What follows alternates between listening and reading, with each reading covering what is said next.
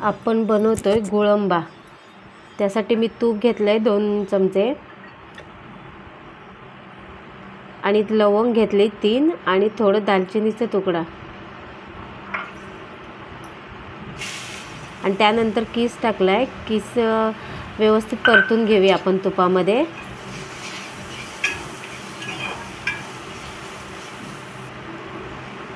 आणि त्याच्यातच मी गूळ टाकलाय। किस आणि गूळ समप्रमाणात घ्यायचं आहे।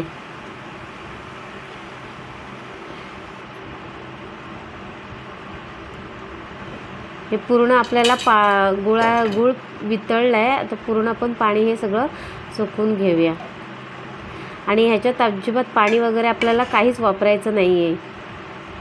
असं एकदम व्यवस्थित झालं पाहिजे सुकं। हे बघा आपला गुळंबा तयार आहे।